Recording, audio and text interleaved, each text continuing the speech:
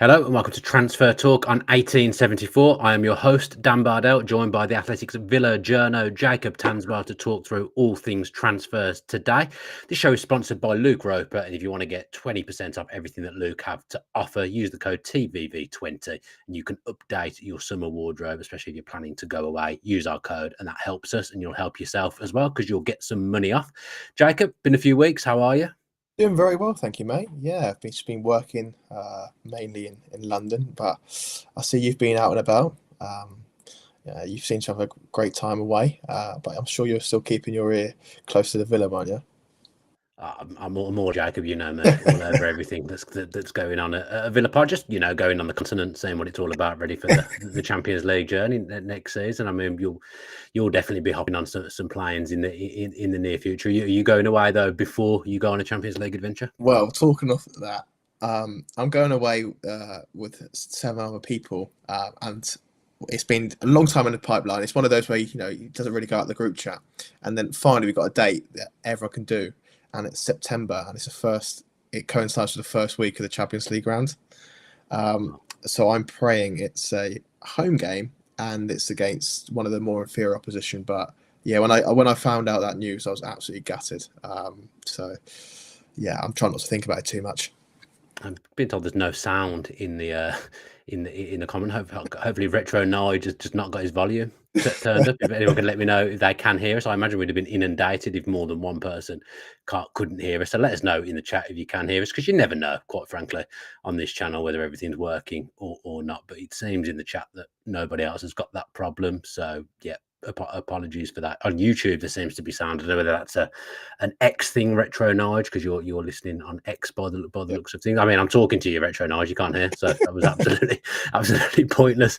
What I'm doing here. Mobley on Twitter on X can hear as well. So yeah, it's just turn your volume up if you can hear me, Retro Nige, and you'll be able to hear. Right now, we've got over that scare because, as I say, you never know on this channel. You've done an article this morning, Jacob, kind of rounding up where Villa are with transfers, incomings, outgoings, but that dreaded PSR word, it's not even a word, it really is an acronym. What is it, PSR? I don't know what you call it, but anyway, PSR just keeps coming up. Do you want to rattle through the PSR journey that we're on at the moment? Yeah, I said last time I was on there that unfortunately it'll be the boring elephant in the room that we'd have to just talk about it throughout the summer and have to quantify it for every single thing Villa do or try to do. And obviously PSR is an important issue. I think I wrote in a piece and I've alluded to a few times that Villa will have to sell really to buy anyone substantial. I think obviously Ross Barkley deal will be 5-6 million, so that really won't touch the sides. But there's a reason why profit sustainability has been Villa are so mindful of it and why they're trying to stretch the limit currently in terms of pushing for the Premier League to push to give a bit more leeway to these clubs because Villa are so tight to it at the moment. And obviously there's been speculation strongly this morning about Douglas Luiz, and we've reported. I know we've had a little bit of criticism in previous months about. There's always been that feeling that Villa may have to sell a big player to really help with PSR, so a Conor or a Douglas Luiz. They could do it, I guess, in different ways, but that would take a lot of effort and a lot of creativity. So I'm not surprised regarding the Douglas Luiz links. I haven't heard anything myself, but that's not to say it's not completely true. But he's one of the players that Villa would get a lot of money for. He's obviously entering the final 2 years of his contract as well. So. And he's not signed one yet. So a decision will have to be made either way this summer, whether he signs a new deal or he goes on. So unfortunately, Villa, might be having to look to sell a key player this summer. Yeah, Lee Johnson said, "Can Juve afford Luiz?" And this is what I always think. Players get linked with clubs abroad, but other than Real Madrid, Bayern Munich, clubs don't really have massive revenue to spend. We're struggling. We're in the Premier League, which is the most lucrative league in the world. But Juventus are undoubtedly a huge club, massive club. Yeah, but they're not exactly flush, are they? You'd imagine Luiz is going to cost a lot of money, and obviously a lot of talk around McKennie coming the other way again. I don't see that move coming to fruition. In all honesty, I'd be massively surprised if Juventus get Douglas Luiz for and they pay 60, 70, 80 million for him. I think what Juventus have done in recent times, because their revenue is so far below Premier League clubs like Bournemouth, for example, who are able to spend a lot more money than them, and most clubs in Europe. The only way they can do it, and you've seen recently, is they try and do it quite intelligently in terms of swap deals, paying over a certain amount of time. They're trying to circumvent the rules a little bit, So hence why the Weston McKennie swap deals come into play. But Arsenal have always been one of the more firm admirers of Douglas Luiz, and that admiration is still there. So I always suspected that it'll be that type of club. Juventus is obviously a massive club, but like you say, the financial side of things makes it quite surprising to me. Yeah, I mean, if Douglas Luiz goes anywhere, I think it will be somewhere like Arsenal. You would think, but there's not really too many links with him going there at the moment. And you'd imagine, the majority of Arsenal's transfer spend is going to go on a striker. You would think. I could be wrong there. I'm not in the know about Arsenal at all, but you would think that would be where it goes. Lee Johnson on absolute flames in the chat at the moment. I don't think it's that Lee Johnson, the former Bristol City and Hibs manager, he's saying like, do swap deals ever happen anymore? I'm kind of thinking that might be, maybe, I don't know whether it will be this summer or not. I think swap deals, because of PSR, is going to be a trend that could emerge, in my opinion. Yeah, they've become a bit more of a thing now, and it's not such a, it's not as obvious as just a swap deal. There's certain ways of doing it. So you saw with Juventus had one a few years back. They got in Artur and they sold Pjanic to Barcelona. It's because both sides were so close to PSR, they managed to just rewire the finances a little bit. So they both got a player to replace the player they were selling, but both helped them financially. A few teams have done that recently. Kyle Walker-Peters went to Southampton. In turn, Pierre Højbjerg went the other way. It's not so much of a swap deal on paper, but there is that understanding. So it does happen nowadays. And given this summer, clubs aren't allowed to be flush with their finances because of PSR. Swap deals are probably one of the more creative solutions. Yeah, we covered Barkley in the last video or the last podcast that we did, so we probably don't need to go over old ground massively. We gave our opinions on the last podcast show that we did about our opinions on Ross Barkley coming back to Aston Villa. You've just kind of said it's coming. I mean, my understanding is that it's done. It hasn't been signed off fully yet, but for all intents and purposes, it is done, and that will happen. Is that your understanding as well? Yeah, nothing's changed since then, really, Dan. I think obviously Emery's a huge admirer of him. It won't take a lot of money. Obviously, there's a buyout clause in that contract. Luton still expect him to be back for the first day of pre-season, but Villa are, essentially they can decide when they really want to sanction and press down on a deal. I don't think there's a real immediate rush for it. Nothing's happening in the next obviously coming weeks. They're not going back to pre-season anytime soon. So yeah, nothing's changed. It's still in advanced talks, and it can happen anytime really. Yeah, that one will happen. It may not have been announced yet, but I'm almost certain we'll see pictures of Ross Barkley holding up a Villa shirt at some point. Conor Gallagher's another one that won't really go away. I think you referenced in your article this morning. I read that article this morning, and I've got no memory of it whatsoever. And what I read, I'm sure Conor Gallagher in there. I'm sure he was mentioned. Yeah, he's in there, and I alluded to obviously. Talking of swap deals, maybe there could be something being manufactured between Chelsea, who are tight on PSR themselves, and Villa in terms of, Conor Gallagher's, Emery admires him, as to a lot of clubs. He's obviously an England international. Ideally, Villa would love to bring him in. Could cost a little bit, but Chelsea have to sell. And one of the ways they sell is, academy player for pure bookable profit. That sounds quite familiar for Villa. And if they're going to bring him in, maybe our friend Mr. Duran is also part of that deal as well, in terms of it might not be an out-and-out swap, but there could be an understanding there. One person goes one way, the other goes that way. There's you might bank that money on the spreadsheets, but then you don't actually spend that much money going the other way. It's all very creative, but that could be a type of solution they do. And obviously, Emery really likes Gallagher. He likes a lot of players, and as previous examples show, when he likes a player, Villa's football department does everything they can to get him. Where would he fit? Gallagher, I like him as a player. I think he's improved a lot over the last 12 months. Arguably, probably you take Palmer out, he's probably Chelsea's player of the season, probably been their most consistent starter in that midfield. Gallagher playing a couple of different roles as well. I know Kamara's probably out till at least October. Played defensive midfield for England last night, kind of covering Declan Rice. But I can't see obviously if there's an outgoing, that changes things. But I can't really see a natural place for Gallagher in that midfield at the moment. Maybe one of the ones that plays wide and comes in to make a box, but I don't see a natural place for him in a 2. No, I think if he was going to come into a 2, he'd probably be at the expense of Douglas Luiz. Really, he's not a massive. Obviously, Douglas Luiz goes as well. He's not. I don't see him as a number 6. He didn't really play there at Chelsea even last year when they had a real issue with their midfield balance with Caicedo, Enzo, Gallagher. Gallagher was one of the more advanced midfielders in that 8 role. So I could quite easily see them playing or going on to the same evolution as a Yuri Tillemans did in terms of playing, just up to striker in a number 10 position as well. But I think he's got good legs in terms of being box to box, and he can work in that midfield pivot. So Emery's obviously priority position is a midfielder. He'll get one in Ross Barkley. But say Douglas Luiz goes, I think Conor Gallagher's got a lot of characteristics that can fit that. Do you think Gallagher's only a signing that Villa make if someone leaves in the midfield area? It'd be more simple, wouldn't it, if that was the case? And I'd suspect so, yeah. There's a Barkley's kind of coming in as not a filler, squad filler. That sounds a bit disrespectful. I don't mean it like that, but he's probably someone that can cover a couple of different roles in that midfield. Probably doesn't come in and fit straight into Villa's first 11. If Gallagher was available, I kind of think that Villa would be in the driving seat because he's a Chelsea boy. I don't see him making the trip to Spurs, and with Villa being in the Champions League as well, I kind of feel like if he is available and the fee is not totally unreasonable, Villa could be in the driving seat for that one. Yeah, and also they've got Champions League football. I know Emery's alluded to it before when he says that players that maybe weren't as keen to come to of Aston Villa, for example, they aren't that because of obviously the opportunities for next season and the amount of games as well. And I think if they can attract like a Conor Gallagher, an England international, who knows, he could be starting in the Euros as well.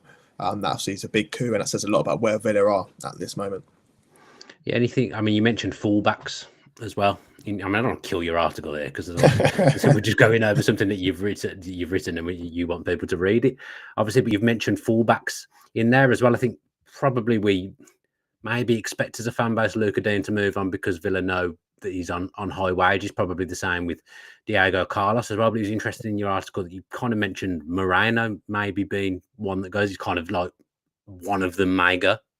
Yeah, I think that's an opportunity as well, especially if another centre back comes and Tyrone Mings comes back. And we said in the last podcast about maybe Pau Torres plays in that left back, but it's not really a left back. Kind of what Arsenal do when they just bring a third centre back in. And obviously Luca Dean's very happy to stay. He wants to stay. He took not being barred from the Olympics, basically being banned from the Olympics. Well, he understands the reasons why, and he's obviously come back for pre-season at Aston Villa. So.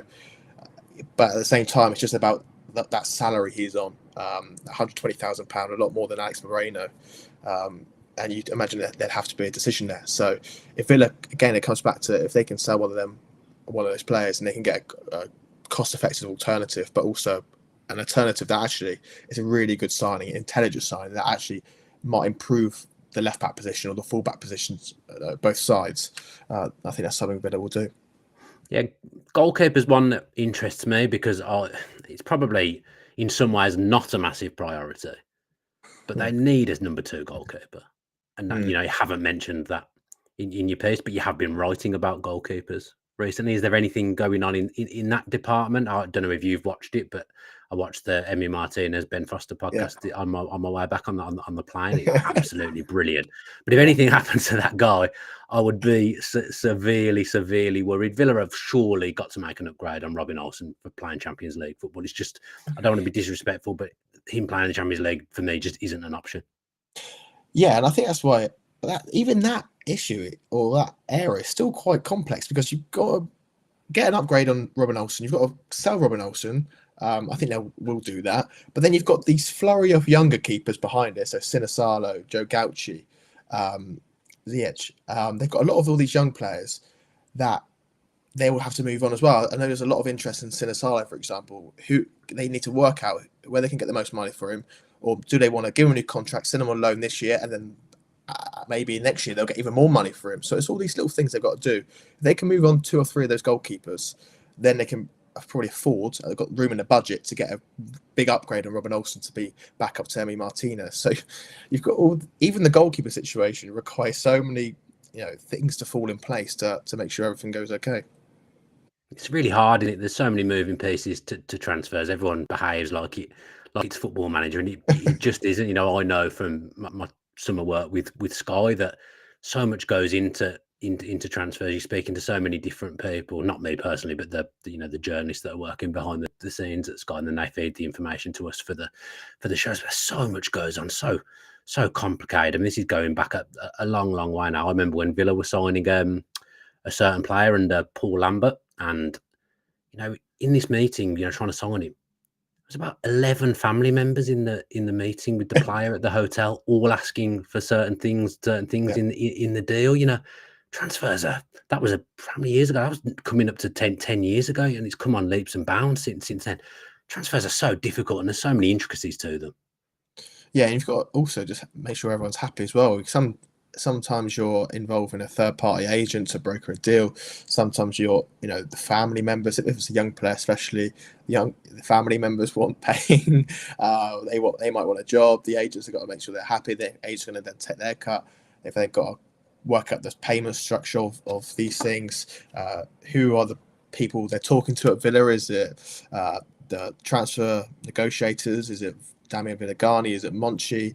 Sometimes the players say, I'm not going to join until Emery or the manager wants to speak to me. So the manager might be on holiday, but you might have to wait. Can't say Emery's on holiday. A holiday to Emery is going to the toilet at Bodymoor Heath. That's a holiday.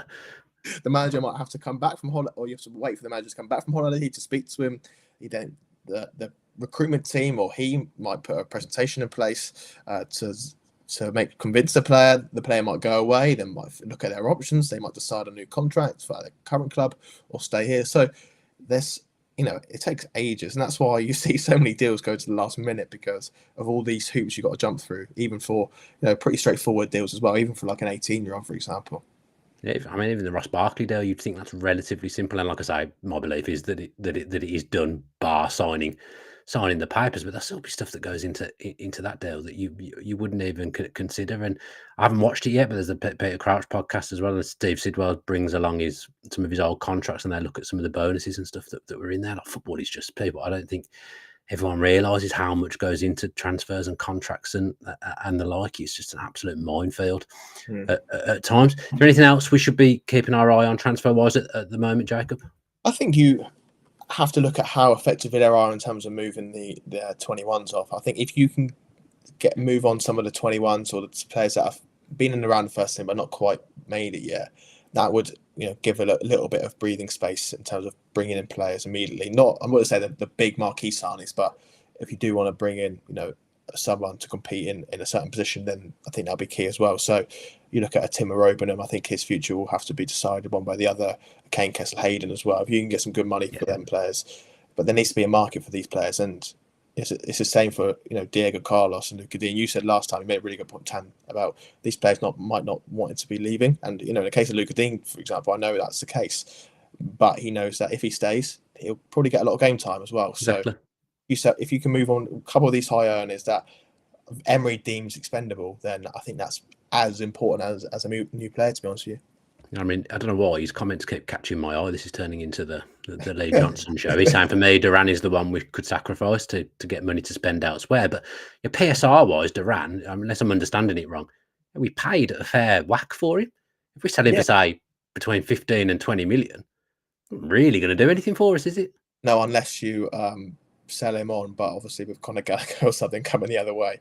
So that's important. But that's difficult in itself as well, because Ollie Watkins is the main guy.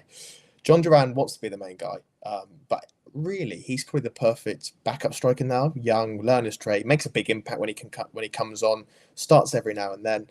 Still very young, can grow into a top level striker, but he hasn't got the patience for it at the moment. So trying to find another striker to replace Duran is so difficult. You saw with Tottenham how long they took to replace. They haven't really had a backup to Harry Kane during his time there, because it was so difficult to find one that would be prepared to be pigeonholed like that. So even that's going to be complicated. Yeah, and a few people asking about Luiz, asking specifically about the value of him. What do you know? What Villa value him at? I don't know the precise value of Douglas Luiz, but I'd be very surprised if it's anything under 60 million. To be honest with you, I know, but the issue is that before the financial year, everyone kind of knows that Villa and other clubs are tight with PSR, so they're happy to probably lowball in some respects because they know that certain times you need clubs need the money desperately. So I think Villa would try and aim for 60 million plus, but that'd be difficult. If you had to put your life on it, do you think Villa will sell a big hitter before 30th of June, which is what they'd probably need to do? If it's almost like it gets past the 30th of June, might as well not do it anyway. Yeah, honestly, I'm going to sit on the fence now. I think it's 50-50 for me because I think on paper, if you look at the spreadsheets, if you look at paper, I think they will sell someone. But we've only got 26 days until Got to have a buyer as well. You've got to have a buyer. You've got to have an offer you're comfortable with. Maybe I don't know. I've got no information on this. I'm just thinking hypothetically. Maybe you think, you know what, we'll take the punishment because and we'll sell him or we'll sell a player at their real market rate after June 30, and it might even itself out. Or we might think this player is so important to us, we'll take the hit because they'll earn us a certain amount of points next season. It's all very important, but there's still a lot going on, and these finance guys who know a lot more about PSR and how to maneuver finances than me are working under the ownership now, and it's going to be a very frantic, creative summer. Ultimately, it's quite disappointing, isn't it? We've done this dance many times on this show. It's disappointing to qualify for the Champions League and you're having to talk about having to sell someone. It's not good, is it? But saying that, the football side of the club, I trust implicitly. At the moment, don't get me started on off the pitch, but on the pitch, I trust the people that are there, and whatever they do, ultimately, I will back, which is the complete opposite of how I feel about Villa off the pitch at the moment, which I'm sure I'll do a show at some point. I look forward to tuning into that. Yeah, mate, honestly, beggars belief. Honestly, some of the stuff I know and some of the stuff I see, but never mind. We won't go into that now. I don't want to get you into any bother or trouble. But it is disappointing that you have to qualify for the Champions League, and I'm not being disrespectful to Barkley, for example, but I think you're probably in an ideal world, if Villa qualify for the Champions League, if this PSR stuff isn't really a thing, they probably don't be in for Ross Barkley. Do you know what? I've seen a lot of people say this, but I can't understand why anyone would not be excited about it. I know people look at him and think this is Ross Barkley, but I really don't think he's the same player as he was when he came to Villa 2-3 years ago. One season to go off, isn't that the thing? No, I think it's a big season. If he was 20 or 21, for example, when he was 18, everyone would be buzzing. But I think he's actually experienced. He's got durability. He's not the same player. He's not playing number 10 anymore. He's going to play a double pivot. I actually think he's a top signing for any Premier League club that wants him. And I think it's might surprise you, but I actually think it's a bit of a coup that he is prepared to make a move to Villa so early on in the summer. I think, a Liverpool or Chelsea or City could, not Chelsea now, but someone that might be a little bit desperate for a midfielder, and he could go to that top level of club and compete in their squad. So when I heard about Ross Barkley, I was very excited, and I think he'll become a really good signing. And I think even if PSR wasn't a thing, he'll be a good signing anyway. But play this back maybe in 6 months' time, and he's not playing. Then maybe you've proved me wrong. Because it's Emery's the one, isn't he? With Barkley, it's Emery that wants it. So maybe you're right. Maybe it would be something that we do anyway. And Emery has got a history with that type of player, hasn't he? Yeah, I think that the last two signings he's really pushed for in terms of Morgan Rogers and Ross Barkley. You might be quite surprised. You might think, hold on, they're not exactly tearing up trees at their previous clubs, but you've seen with Morgan Rogers, albeit he's younger, how quickly he can adapt because Emery sees that he fits into the system and he can bring out some more flourishing qualities. So I think he can do the same with Ross Barkley, and I wouldn't be surprised at all if he's starting and he hits the ground running too. Right then, I think that wraps us up for this transfer show. We'll be doing these through the summer, so watch out for them. I'm back off holiday now, so we'll try and get every few days. We'll try and get something out on the channel. So thank you to Jacob for joining me wherever you are digesting this transfer talk show. If you could do all the things that help us, like subscribe, like, review on Apple Podcasts, give us stars on Spotify, all the good stuff that you can do. Comment as well with your thoughts. I'll try and get back to some people in the comments as well with your thoughts on Villa and transfers this summer. And the most important thing is just subscribe wherever you're taking in this show, because that's the thing that really, really helps us. Any of you going to the Claret and Blue live event this evening, I will see you there. No idea what I'm going to be talking about, but we'll see that when I'm on the stage and I'm being asked some questions. But looking forward to seeing some Villa fans tonight and celebrating the fact that Villa have qualified for the Champions League. And thanks to Jacob again. Thanks to Adam for producing. Have an excellent Tuesday. We'll catch up again later on in the week. Up the Villa.